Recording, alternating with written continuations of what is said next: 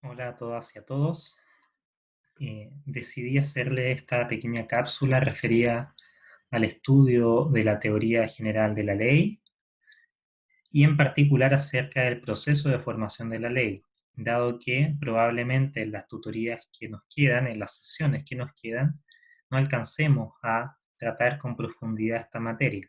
Así que es por ello que decidí realizar esta pequeña cápsula para que puedan observarla de manera asincrónica y de ese modo no se queden con ese vacío. Bien, sin más que agregar, demos comienzo entonces al contenido de esta sesión. Bien, el proceso de formación de la ley en Chile. Ante todo, cabe señalar que esta materia está regulada tanto en la Constitución Política de la República, entre los artículos 65 y 75 de la Constitución, como también su detalle y su abundamiento en la Ley número 18.918, la Ley Orgánica Constitucional del Congreso Nacional. Comencemos hablando acerca de algunos aspectos generales, básicamente responder a la pregunta ¿qué es la ley y cómo ésta se vincula en la Constitución? Bien, comencemos con el primer apartado, los conceptos básicos. El Código Civil, que como ustedes bien saben y porque ya lo hemos estudiado, es la ley general y supletoria en nuestro ordenamiento jurídico chileno, define la ley en su artículo primero como una declaración de la voluntad soberana que, manifestada en la forma prescrita por la Constitución, manda, prohíbe o permite. La ley, reitero, en el artículo primero, se define como una declaración de la voluntad soberana que, manifestar la forma prescrita por la Constitución, manda, prohíbe o permite. En términos conceptuales, la ley se entiende entonces como una norma general de conducta que obliga a todos los habitantes de un territorio del Estado en que se dicta. Modernamente, sin embargo, debe entenderse que una ley no es tan solo una norma que regula la conducta de las personas. No es tan solo un ente regulador de conducta, sino que, como norma, también puede establecer órganos, sus competencias y también puede establecer los procedimientos para que los actos de personas y entidades públicas y privadas también tengan validez y eficacia. En otras palabras, la ley no tan solo ordena y prohíbe imperativamente, sino que también la ley indica caminos o métodos para que los efectos buscados por los individuos tengan un cierto valor jurídico. En un régimen republicano representativo como lo es el nuestro, la ley es expresión de la soberanía del pueblo o de la voluntad general, como decía el, el filósofo del siglo XVIII, Jean-Jacques Rousseau. La voluntad popular, esta voluntad general que a través de los representantes escogidos democráticamente, la manifiesta. Esta afirmación se entronca en esta tradición constitucionalista surgida entre los siglos XVII y XVIII en Occidente, principalmente en Europa, y que se derivan, ¿no?, de los pensamientos fundamentales de John Locke, el Barón de Montesquieu, Jean-Jacques Rousseau y también la experiencia histórica de las revoluciones liberales norteamericana y francesa. Es parte también toda esta concepción del ideario político liberal representativo europeo del siglo XIX. Entonces, ese concepto de ley que acabamos de dar, bajo regímenes de facto, no tiene nada que ver, porque en los regímenes de facto la ley que se dicta en realidad no es más que un decreto ley. La ley que se manifiesta a propósito de los regímenes de facto, que no tienen nada que ver con el régimen republicano representativo del cual nuestra Constitución da cuenta, utiliza la fórmula de decretos leyes emanados de un poder autoritario. Con todo ello, las dictaduras, sin embargo, buscan legitimar sus actuaciones denominando leyes al producto normativo generado antidemocráticamente. Bien, eso entonces, en primer lugar, a propósito de los conceptos básicos. Analicemos ahora la ley en la Constitución. La ley en la Constitución. El principio de supremacía constitucional, consagrado expresamente en el artículo sexto de nuestra Constitución, señala que los órganos del Estado deben someter, circunscribir su actuación a la Constitución y a las normas dictadas conforme a ella. Por lo tanto, toda ley en conformidad a este importante principio debe ajustarse a la Constitución, tanto en ámbitos formales como también en ámbitos de fondo o de contenido. En lo formal, entonces, toda ley debe ser creada por los órganos y a través de los procedimientos establecidos para los efectos en la propia Constitución. En lo formal, toda ley debe ser creada por un órgano competente a través del procedimiento aplicable consagrado en la propia Constitución. Y ahora, a propósito de la legitimación en el fondo, la ley debe ajustar sus contenidos sustantivos a la Constitución sin que el legislador, por tanto, esté autorizado a vulnerar los principios constitucionales.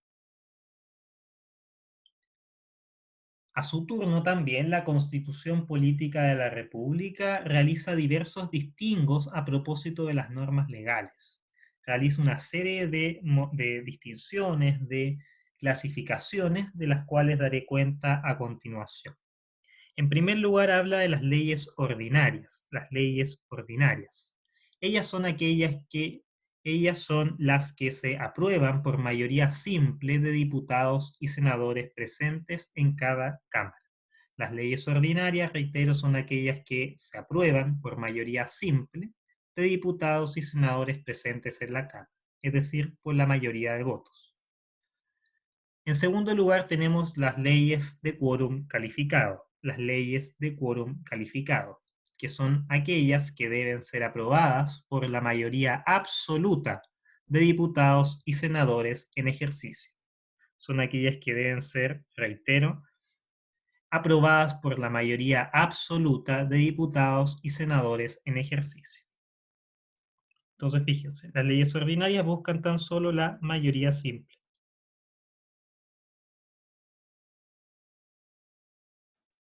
En cambio, las leyes de quórum calificado son aquellas que requieren de una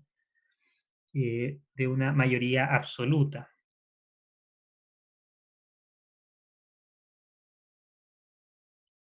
que es el 50% más uno de diputados y senadores en ejercicio.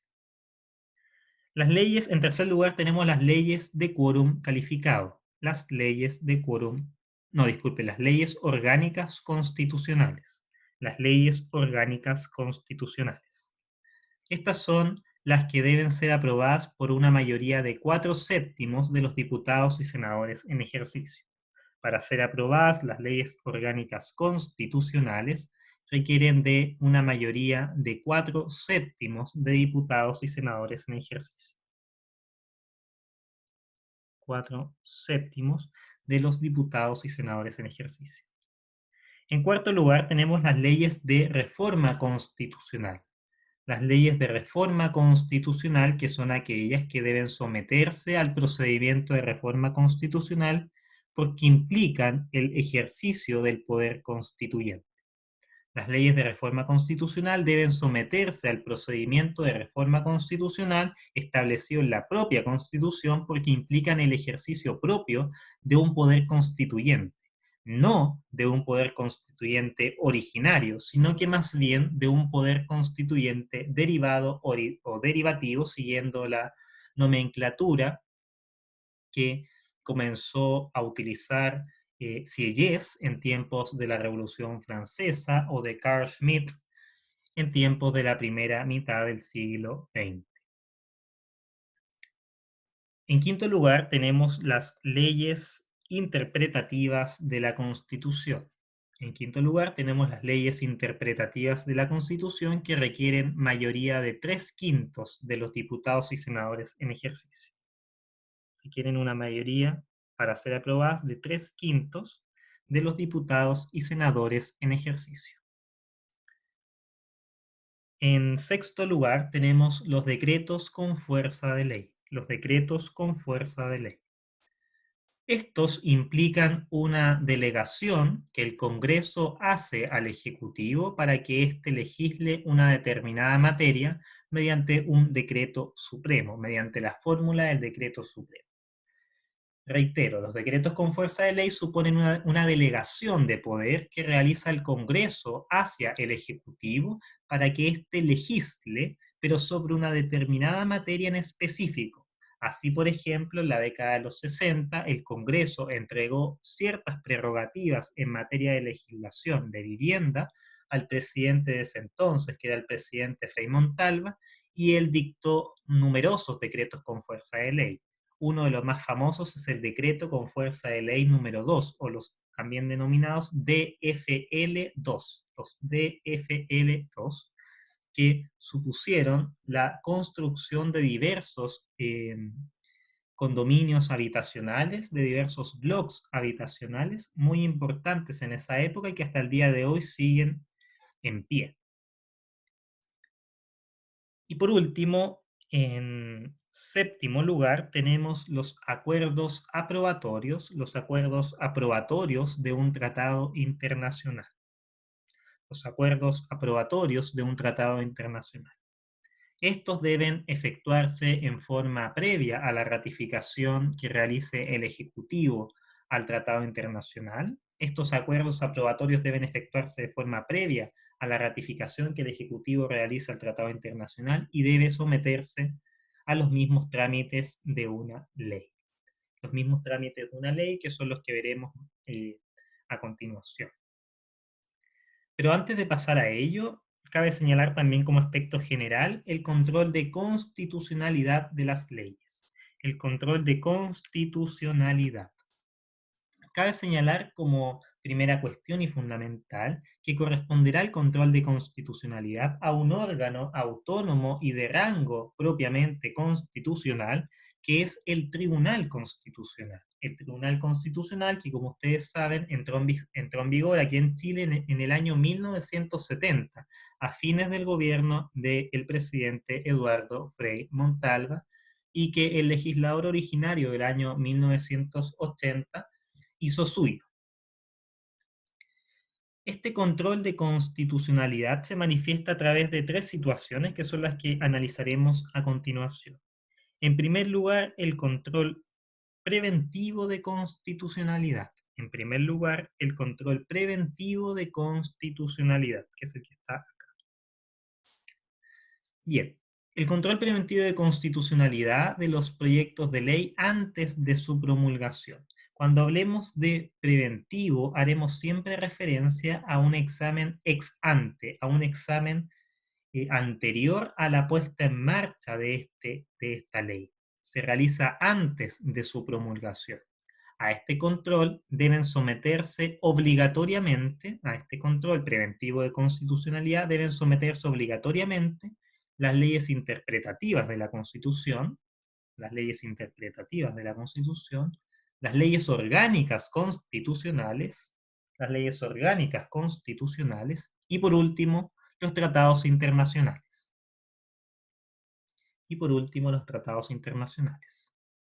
Además de esas tres categorías de leyes, otros proyectos de ley pueden ser objeto de una cuestión de constitucionalidad, de una cuestión previa de constitucionalidad, en el caso que el presidente de la República o un grupo de parlamentarios presente un requerimiento ante el Tribunal Constitucional para que declare inconstitucional este proyecto.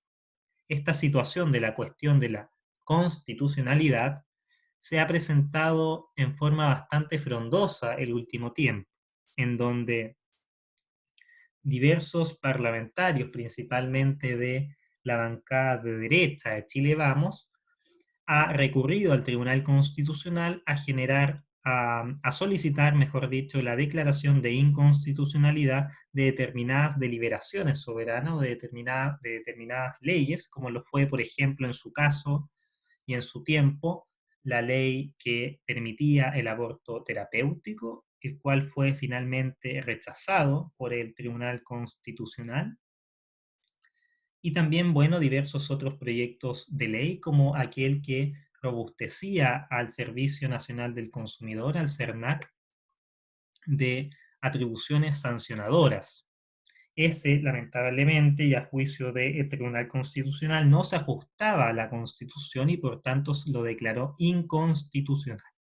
Entonces, todas aquellas normas del proyecto de ley que fueren declaradas inconstitucionales no van a poder ser parte de la ley luego de que ésta se promulgue. Cabe señalar entonces que no toda ley va a estar sujeta a este control preventivo de constitucionalidad, sino que solamente aquellas leyes interpretativas de la Constitución, aquellas leyes orgánicas constitucionales y los tratados internacionales. Y también eventualmente podrían ser parte de este control preventivo de constitucionalidad cualquier ley siempre que exista una solicitud de parlamentarios o del presidente ante el Tribunal Constitucional para que verifique o no esta cuestión de constitucionalidad. Bien, ese es el primer mecanismo de control de constitucionalidad y ahora veremos el segundo, el recurso de inaplicabilidad. El recurso de inaplicabilidad. Bien, el recurso de inaplicabilidad de un precepto legal que se pretende aplicar en un juicio o gestión seguidos ante cualquier tribunal de la República.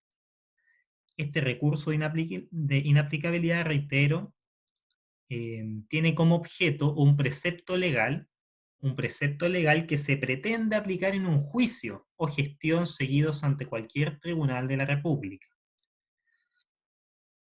Entonces, si el Tribunal Constitucional declara la inaplicabilidad por inconstitucionalidad del precepto, dicha norma, dicho precepto, no podrá ser aplicado por el tribunal que está conociendo del juicio en que ha sido invocado.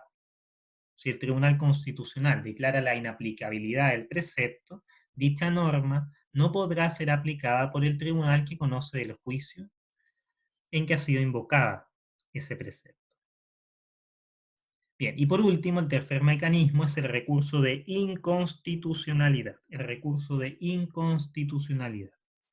Bien, el recurso de inconstitucionalidad de un precepto legal que ya hubiere sido declarado inaplicable por este recurso de inaplicabilidad que acabamos de ver, en al menos 3 fallos. Entonces, si el Tribunal Constitucional declara la inconstitucionalidad del precepto, este va a quedar suprimido e excluido automáticamente del sistema jurídico de un modo análogo como si hubiese sido derogado. Entonces, el recurso de inconstitucionalidad se aplica una vez que un determinado precepto legal ya haya sido al menos declarado inaplicable 3 veces. Entonces, cuando un precepto ya haya sido declarado inaplicable al menos 3 veces, procede en contra de ese precepto el recurso de inconstitucionalidad, es decir, que el Tribunal Constitucional lo declare inconstitucional y por tanto quede suprimido o excluido automáticamente, ipso iure, ipso facto, del sistema jurídico, de un modo similar, de un modo análogo, como si fuese derogado, expreso tácitamente. Bien, habiendo ya desarrollado estos aspectos generales, pasemos ya ahora a analizar propiamente tal el proceso de formación de la ley, la tramitación de la ley o el también denominado iter legis. Iter legis. Vamos a ir analizando punto por punto de lo que ustedes están observando en la pantalla. Veamos en primer lugar la presentación de un proyecto de ley. La presentación de un proyecto de ley. Bien, la atribución de presentar un proyecto de ley la tienen exclusivamente el presidente de la República, a través de un mensaje presidencial o los miembros del Congreso Nacional a través de una moción. Entonces, dos sujetos tienen la atribución exclusiva de presentar proyectos de ley. Uno es el presidente de la República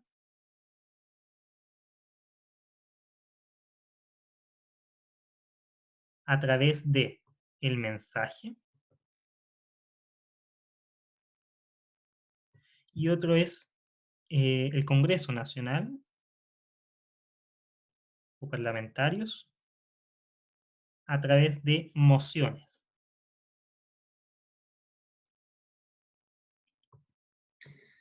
Bien, dadas las facultades del Poder Ejecutivo, del Ejecutivo, del presidente de la República, se debe tener claro que en Chile el poder legislativo, en términos generales, en términos globales, está compuesto por dos órganos colegisladores. En Chile, nuestro poder legislativo está compuesto por dos órganos colegisladores. Por un lado, el presidente de la República y por otro lado, el Congreso Nacional. En Chile, cabe reiterar, tenemos un sistema, adscribimos a un sistema no tan solo presidencialista, sino que es un sistema hiperpresidencialista. Al presidente no le basta congregar en sí mismo la facultad de jefe de Estado y de jefe de gobierno, sino que también posee atribuciones legislativas y, por cierto, también atribuciones judiciales, como ustedes podrán advertir. En ese sentido, entonces, nuestro poder legislativo, reitero, está compuesto por dos órganos colegisladores que legislan de manera conjunta. Por un lado, el presidente de la República y por otro lado, el Congreso Nacional. Por su parte, entonces, a propósito de las mociones, los senadores pueden presentar mociones o proyectos de ley en términos individuales o también pueden hacerlo con un conjunto de senadores que puede llegar hasta 5. O sea, un senador de forma individual puede presentar una moción o un grupo de senadores de hasta 5 podría también presentar una moción. Los diputados también pueden presentar proyectos de ley de manera individual o en conjunto hasta 10 diputados. Como comentario a todo esto, podemos decir que la Constitución chilena de 1980 y en general la Constitución histórica en Chile no ha reconocido la atribución a los ciudadanos y ciudadanas para poder iniciar por sí mismos proyectos de ley. La Constitución chilena no reconoce la atribución de los ciudadanos y ciudadanas para poder iniciar por sí mismos proyectos de ley bajo ciertos requisitos y condiciones, por cierto. A esta fórmula de poder iniciar proyectos de ley bajo el alero ciudadano propiamente tal se denomina en el derecho comparado la iniciativa popular de ley, la iniciativa popular de ley. Y es un mecanismo que, como ustedes logran advertir, que manifiesta el sistema de la democracia directa. Este sistema, o disculpen, este mecanismo de la iniciativa popular de la ley es manifestación de la democracia directa que existe en diversos estados democráticos que permiten la participación de los ciudadanos en la producción legislativa, complementando y dando mayor legitimidad, por cierto, a los regímenes democráticos. Bien, avancemos al siguiente punto, la iniciativa exclusiva del presidente de la República. Como ya dijimos, la atribución o el derecho a poder presentar proyectos de ley radica en el presidente de la República o en los parlamentarios o en el Congreso Nacional, reitero. Esos son los dos únicos sujetos que poseen la legitimidad para poder presentar proyectos de ley. Sin embargo, el presidente de la República que congrega inmenso poder, incluso opacando o eclipsando al Congreso, posee iniciativas exclusivas, es decir, sobre determinadas materias que están expresamente tasadas en la ley, el legislador le entregó la iniciativa exclusiva al presidente de la República. Es decir, sobre esas materias solamente el presidente puede iniciar una ley. Los parlamentarios sobre esas materias no pueden, en caso alguno, iniciar una ley. Entonces, la atribución de iniciar proyectos de ley está muy restringida en ese sentido para los miembros del Congreso. ya que el presidente de la República, en su función de colegislador, tiene la iniciativa exclusiva para hacerlo sobre un gran número de materias, trascendentales todas ellas para el gobierno del país. Entonces, según la Constitución Política Chilena del año 1980, el presidente de la República tiene la iniciativa exclusiva para presentar proyectos de ley sobre. Y aquí voy a hacer un listado. El presidente de la República tiene la iniciativa exclusiva para presentar proyectos de ley sobre. 1. La división política o administrativa del país. La división política o administrativa del país. Es decir, solamente el presidente de la República podría modificar o crear nuevas regiones, provincias, comunas.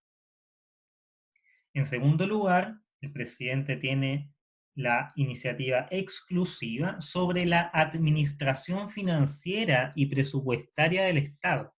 La administración financiera y presupuestaria del Estado, incluyendo, por cierto, las modificaciones a la ley del presupuesto fiscal anual, o la ley de presupuesto.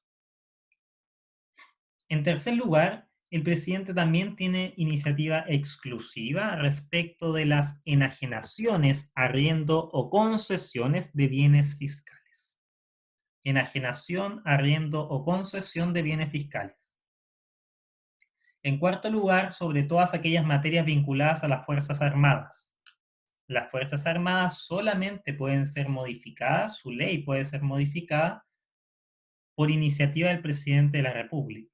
Los parlamentarios no pueden modificar el estatuto de las Fuerzas Armadas en términos iniciales. En quinto lugar, el presidente posee iniciativa exclusiva también respecto de materias vinculadas a los tributos y a los impuestos. A propósito de los tributos y los impuestos.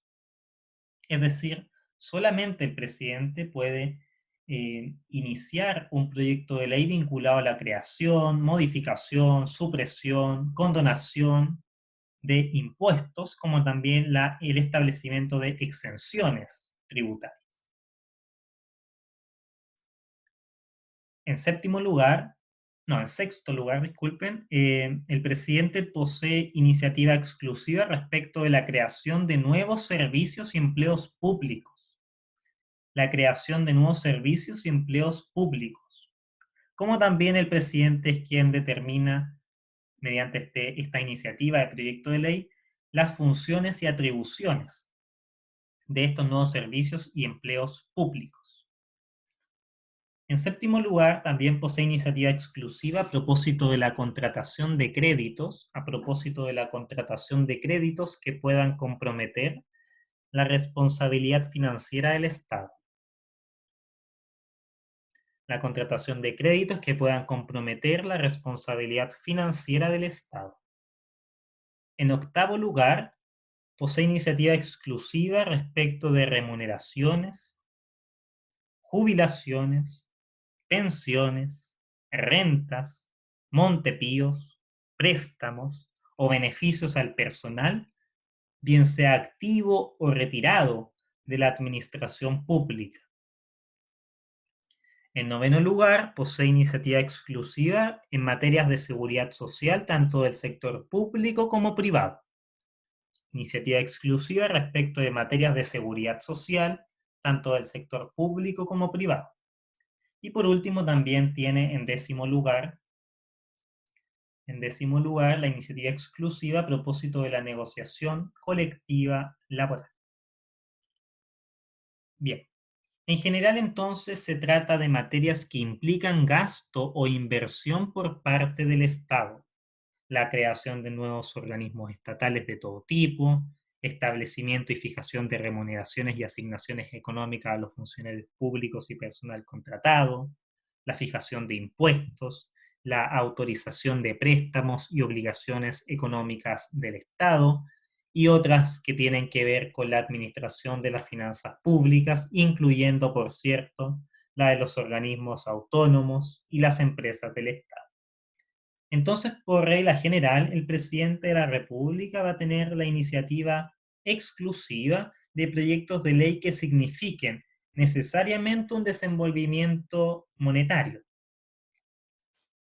El presidente de la República va a tener, por regla general, la iniciativa exclusiva de presentación de leyes que signifiquen necesariamente un desembolso del erario público, de las finanzas públicas. En cambio, los parlamentarios tienen iniciativa de proyectos de ley, pero por regla general, esos proyectos de ley no pueden significar un gasto necesario, no pueden significar necesariamente un gasto financiero del Estado.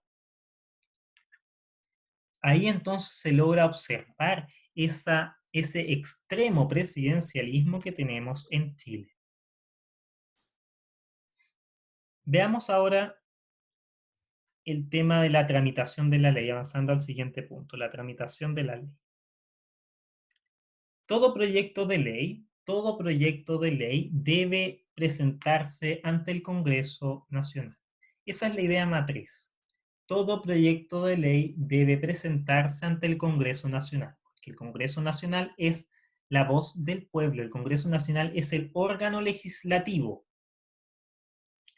En Chile existe un Congreso, como ustedes saben, de carácter bicameral, un Congreso bicameral conformado por la Cámara de Diputados y por el Senado. Por lo tanto, el proyecto debe ser presentado y tendrá origen ante una de esas dos cámaras, en la Cámara Baja o en la Cámara Alta. La Cámara en donde se presenta el proyecto de ley se va a denominar Cámara de Origen. La Cámara en donde se presenta el proyecto de ley se denomina Cámara de Origen, mientras que la otra Cámara tendrá el carácter de Cámara Revisora. En la Cámara en donde se presenta el proyecto se denomina Cámara de Origen y la otra tiene el carácter de Cámara Revisora. En términos sinópticos, la tramitación de un proyecto de ley implica los siguientes pasos. El primer trámite constitucional es la aprobación por la Cámara de Origen. El primer trámite constitucional es la aprobación por la Cámara de Origen. El segundo trámite constitucional es la aprobación por la Cámara Revisora. El segundo trámite constitucional es la aprobación por la Cámara Revisora. En tercer lugar, tenemos la promulgación por el presidente de la República. Y en cuarto lugar, tenemos la publicación en el Diario Oficial. Todas estas etapas las vamos a ir viendo en detalle a continuación. En cada una de estas primeras tres fases, es decir, en el primer trámite constitucional, en el segundo trámite constitucional y en la promulgación, el proyecto de ley puede ser aceptado, modificado o rechazado. El proyecto de ley, tanto en el primer trámite constitucional, en el segundo trámite constitucional y también antes de la promulgación, puede ser aceptado, modificado o rechazado, lo que da lugar a diversas situaciones que vamos a ir analizando a continuación. Pero antes de pasar a la tramitación etapa por etapa, cabe detenerse en dos instituciones fundamentales que se pueden dar a propósito de la tramitación. Dos instituciones fundamentales que se pueden dar a propósito de la tramitación, que son, en primer lugar, la institución de las urgencias y, en segundo lugar, la institución de las indicaciones.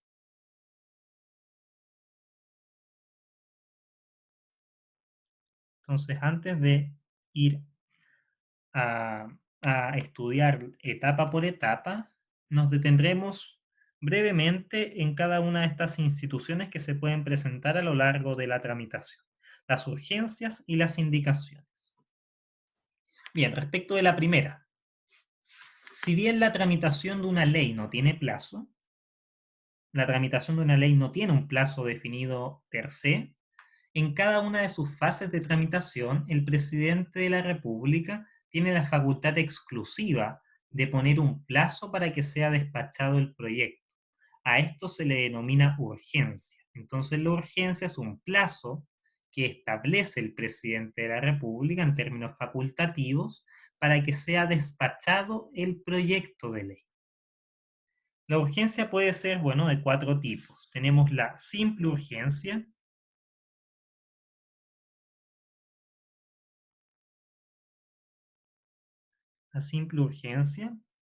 en donde la discusión y la votación debe terminar en 30 días. La discusión y la votación deben terminar en un plazo máximo de 30 días. En segundo lugar, tenemos la suma urgencia. La suma urgencia, en donde el proyecto debe ser despachado por ambas cámaras en el plazo de 10 días. La suma urgencia supone que el proyecto debe ser despachado por ambas cámaras en un plazo de 10 días. Tenemos también la discusión inmediata.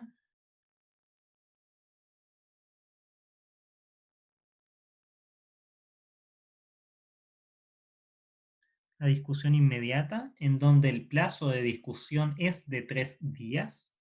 Tanto la discusión general como particular tienen un plazo de 3 días y por tanto se deben hacer de forma simultánea. Y por último, bueno, tenemos la posibilidad de la sin urgencia, que no se haga con urgencia, en donde, bueno, muchos proyectos no tienen urgencia porque el Ejecutivo no ha hecho uso de esta atribución. La urgencia, reitero, es una atribución del Poder Ejecutivo, del Presidente de la República. Es otra manifestación del presidencialismo que tenemos en Chile.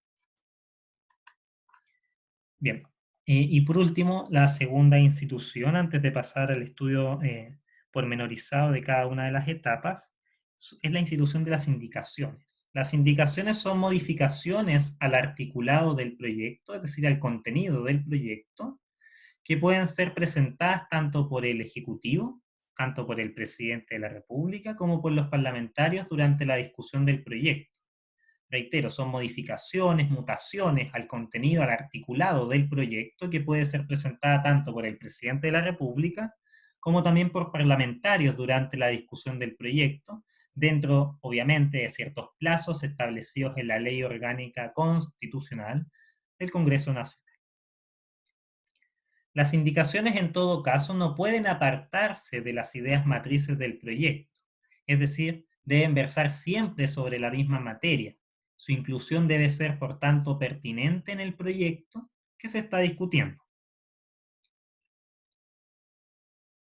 Bien, habiendo ya desarrollado estas instituciones propias de la tramitación de la ley, pasemos a estudiar pormenorizadamente cada una de las etapas de este iter legis, de este proceso de formación de la ley. Y son aquellos que están aquí enunciados con letra, de la A a la F. En primer lugar, la tramitación en la Cámara de Origen. La tramitación en la Cámara de Origen. Cabe señalar como punto inicial que la Cámara de Origen en nuestro sistema no es necesaria, es decir, o sea, no tiene un contenido necesario. ¿A qué me refiero con esto?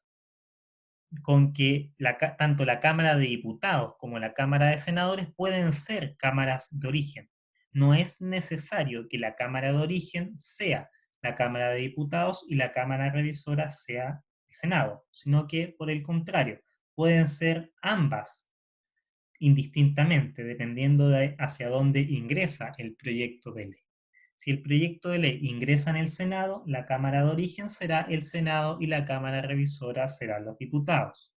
Mientras que si el proyecto de ley ingresa en la Cámara de Diputados, la Cámara de Diputados será la Cámara de Origen y la Cámara Revisora será el Senado. Esto sin perjuicio de ciertas excepciones, por ejemplo, la que se contiene en el artículo 65 de la Constitución, que dice expresamente que para la ley de presupuesto nacional, la Cámara de Origen será necesariamente la Cámara de Diputados, pero son excepciones muy calificadas, expresas directamente en la ley.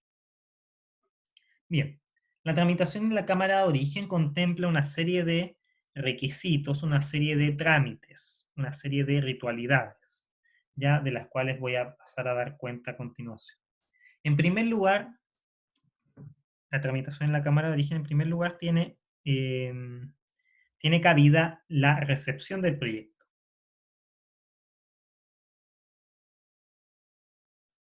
La recepción del proyecto.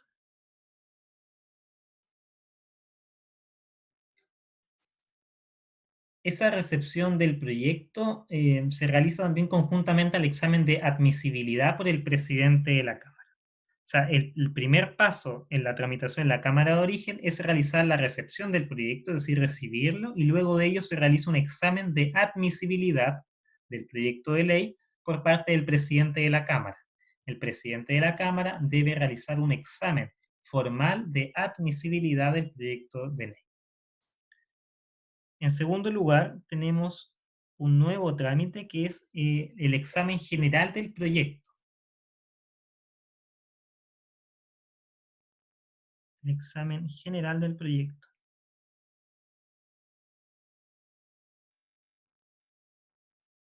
Este examen general del proyecto se realiza en la comisión respectiva.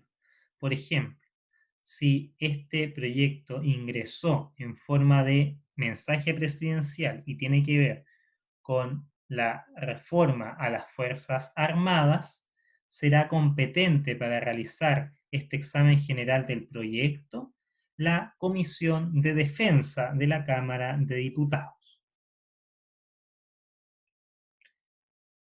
En todo caso, puede discutirse en una o más comisiones según sea la materia del cual se trate, porque pueden haber ciertas materias de proyectos de ley que involucren a más de una comisión del Congreso.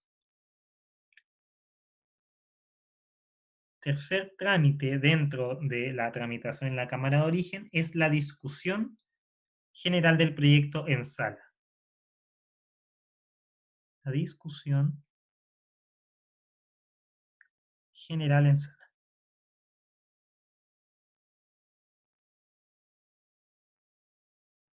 La discusión general en la sala. En esta oportunidad, entonces, lo que se va a hacer es discutir en torno a la idea general del proyecto. A esto se le denomina comúnmente la idea de legislar. Se discute si es necesario o no pronunciarse legislativamente sobre esta materia. No es una discusión al detalle de la ley, sino que es una discusión a la idea de legislar. En cuarto lugar, tenemos el examen en particular del proyecto en la comisión. El examen en particular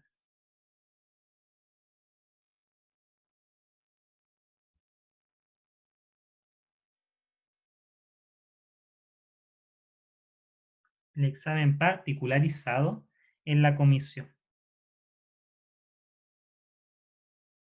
Entonces, la comisión respectiva va a realizar un examen particularizado, un examen singularizado, artículo por artículo del proyecto de ley. Una discusión artículo por artículo del proyecto de ley.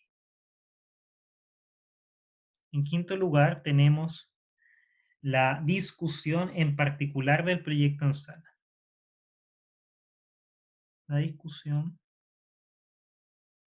particular en sala.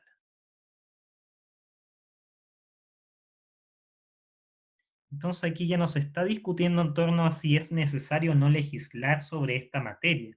No se está discutiendo en torno a si es o no necesario pronunciarse legislativamente sobre esta materia, sino que aquí se está ya discutiendo en términos específicos la aprobación o el rechazo de esta ley. Y por último, ya en séptimo lugar, tenemos la aprobación o rechazo de este proyecto de ley.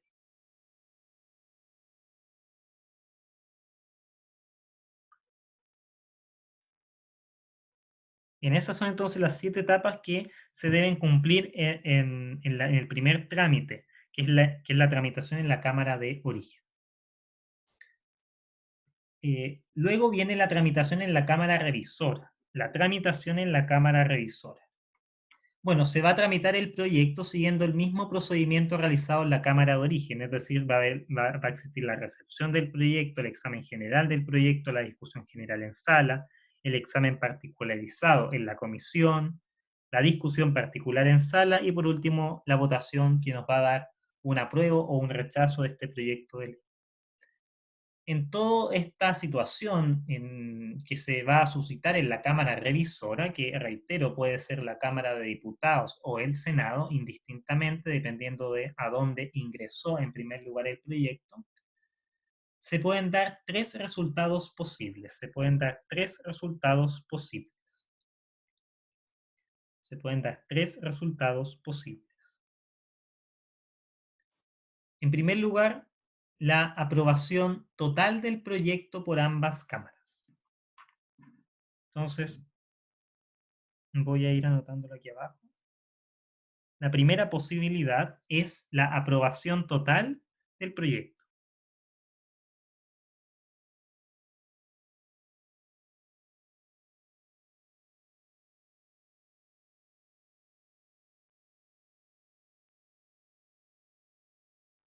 En segundo lugar, tenemos la modificación por parte de la Cámara Revisora, ¿no? La modificación del proyecto de ley. En tercer lugar, podría también rechazar totalmente el proyecto. Vamos a ver las consecuencias de cada uno eh, de cada una de estas situaciones.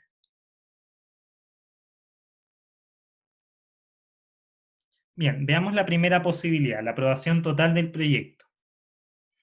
La aprobación total del proyecto. Bueno, si la Cámara Revisora aprueba totalmente el proyecto, vamos a tener la aprobación total por ambas cámaras. Al tener la aprobación total por ambas cámaras, estas deben remitir al presidente de la República, deben enviar al presidente de la República este proyecto de ley para que, si es que lo aprueba, lo promulgue. Entonces, si se aprueba totalmente en la Cámara Revisora, se debe remitir este proyecto de ley al presidente de la República para que, si éste lo apruebe, lo promulgue. En todo caso, me faltó reiterar en el primer trámite, en la tramitación en la Cámara de Origen, que solamente tendrá lugar la tramitación en la Cámara Revisora en caso que se apruebe el proyecto. Entonces, una vez que se apruebe en la Cámara de Origen, va a pasar a la Cámara Revisora. Si se rechaza, bueno, hasta ahí nomás quedó el proyecto de ley. Entonces, si se aprueba el proyecto de ley, en la Cámara de Origen va a pasar a la Cámara Revisora y la Cámara Revisora puede aprobarlo. En caso que lo apruebe, debe reenviar este proyecto de ley al presidente de la República para que, si es que éste lo dispone, lo promulgue. En segundo lugar, tiene la opción la Cámara Revisora de modificar en parte el proyecto de ley enviado por la Cámara de Origen. Modificar en parte, ¿no?, este proyecto de ley. En este caso, el proyecto va a tener que ser devuelto a la Cámara de Origen. Si se le modificó, supongamos, 3 artículos, se van a tener que devolver a la Cámara de Origen para que éste considere las modificaciones. Y por último, tenemos la opción de un rechazo total del proyecto. En caso que la Cámara Revisora rechace totalmente el proyecto, este proyecto deberá ser considerado por una comisión mixta. Deberá ser considerado por una comisión mixta, compuesta por integrantes de ambas cámaras. Bien, entonces, habiendo ya señalado esas tres posibilidades, pasemos a la siguiente situación, la comisión mixta propiamente. Como les dije, la comisión mixta está integrada por miembros de ambas cámaras.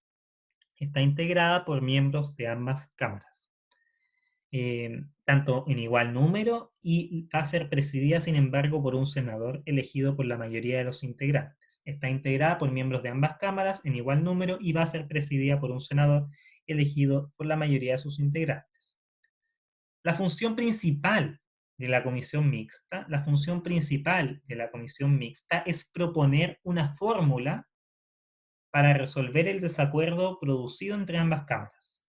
La función esencial, elemental, básica de la comisión mixta es entregar una fórmula para poder resolver este desacuerdo, esta discordia, este disenso producido entre ambas cámaras a propósito de este proyecto de ley en particular.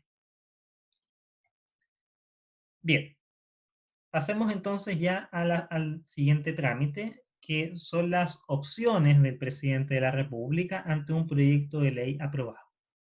Ante un proyecto de ley aprobado, el presidente de la República tiene algunas opciones.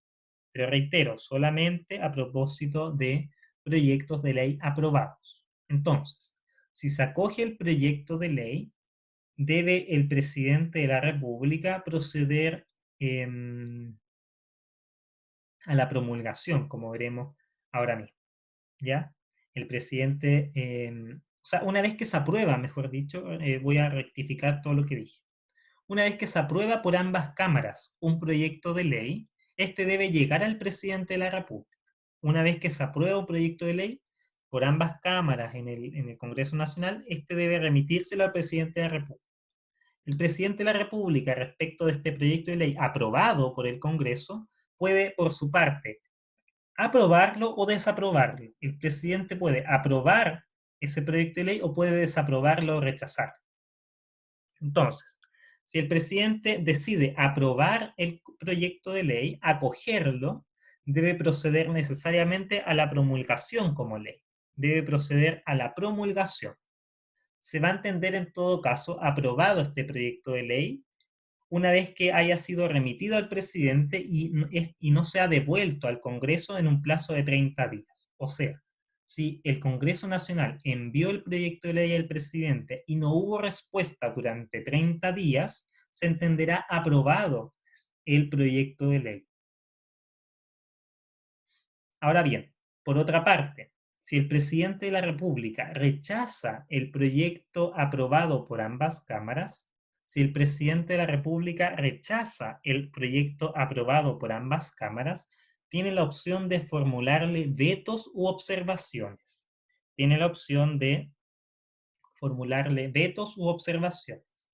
En este caso, el proyecto debe volver a la Cámara de Origen dentro de un plazo de 30 días, incluyendo el veto presidencial. Si el proyecto es aprobado por ambas cámaras, aprobado con el veto, vuelve otra vez al presidente para que éste promulgue ese proyecto de ley con el veto incluido como ley. Ahora bien, otra situación es que es muy excepcional. Si las dos cámaras, tanto diputados como senadores, rechazaren el veto u observación presidencial e insistieren por los 2/3 de sus miembros presentes, el presidente deberá promulgar de igualmente la ley.